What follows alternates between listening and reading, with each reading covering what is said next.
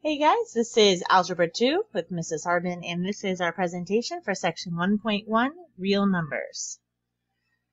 Our objective is that you will identify the major subsets of the real number system, their relationships to each other, examples of each, and identify properties of real numbers and graph them. So let's take a look at our classification of real numbers. You should be familiar with classification. We have a lot of things in life that we classify. We've got the animal kingdom that we classify. If you look at the books of the Bible, they're broken down into classification systems of Old Testament and New Testament. And then within each of those testaments, they're broken down even further. The Old Testament into the Pentateuch, the books of history. You've got the prophets, major and minor prophets. And New Testament, you have books of history, Pauline letters, and others. So the number system and classification is not something that you should be unfamiliar with. But in the number system, we're going to look specifically this year at real numbers. And real numbers can be divided into rational numbers and irrational numbers. Rational numbers are any number that can be expressed as a fraction, with an integer over an integer. Irrational numbers are numbers that can't be expressed that way. Within the rational number group, we have a subset of integers. Those are all the numbers 0, 1, 2, 3, 4, 5, 6, 7, and their opposites, negative 1, 2, 3, 4, 5, 6, 7, etc. Whole numbers is another subset within the integers, and that's 0 plus all the positive digits that come after 1, 2, 3, 4, 5, 6, 7. And then within that, we have a subset of natural or counting numbers, which is starting with 1, 2, 3. That's our smallest subset of numbers. On the right side of this screen, you can see another depiction of how we sort these, with rational being the biggest group, and each group getting subsequently smaller as we divide this into smaller and smaller sets.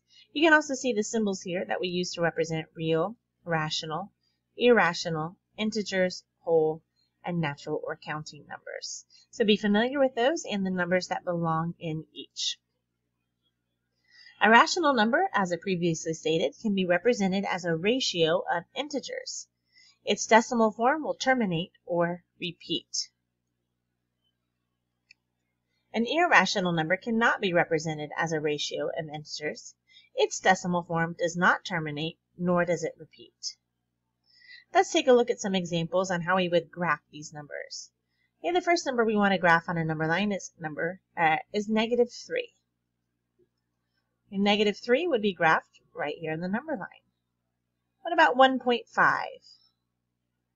That's about halfway. No, that's not about. That is halfway between 1 and 2. I'm guessing that this is about halfway here, and I would label that with a B. 2.33333333 repeating. Where would that be? Somewhere right around here. We would label that with C. And D is negative 1/4, and that's somewhere right around here. Okay, our number line is only in units of 1, so we can't get our decimals and fractions exact, but we can use our logical reasoning to get those close to where they would be.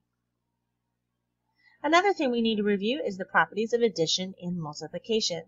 This should not be new information to you. You do have this in your book, as well as other places in the classroom that you can refer back to these properties.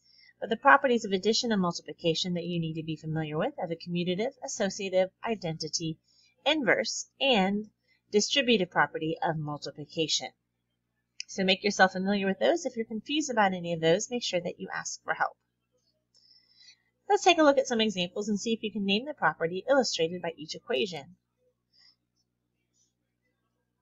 If you said commutative property of addition, nice job. What about this one?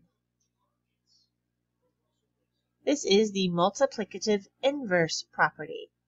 Okay, again, I want to emphasize this one because we'll use this one a lot, but when we multiply a number by its inverse, okay, this is 3b over 1. The inverse, we just flip it over here and put the 1 on top and the 3b on the bottom.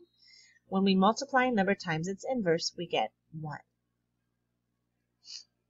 What about this property? Nice job, the additive identity property, which says if we add 0 to a number, it stays the same. And this one, the associative property of multiplication. Nice job.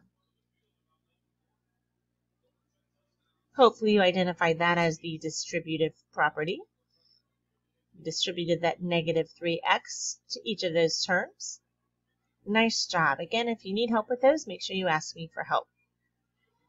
Let's go over some vocabulary. A set is closed under an operation if the result of performing that operation on members of the set always results in a member of the set. Integer times integer is always an integer. Integer divided by integer is sometimes an integer. So in the set of integers, multiplication is closed.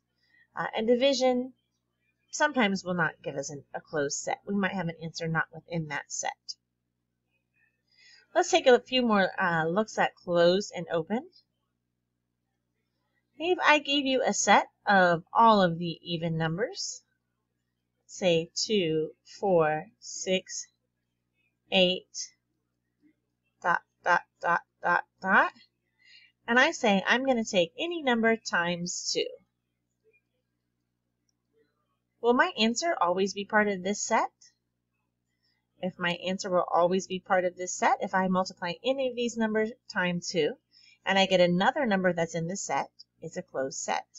In this case, this is a closed set. If I take any of these numbers, plug them into this operation and multiply by 2, my answer will be part of the even numbers set. So that is a closed set. There are some more examples in our book if you would like to see the difference between those closed and open sets. Today we identified the major subsets of real number systems, rational versus irrational numbers. We also talked about their relationships to each other and examples of each, and the properties of real numbers, which follow the rules of addition and multiplication. If you have any questions, be sure to ask me in class.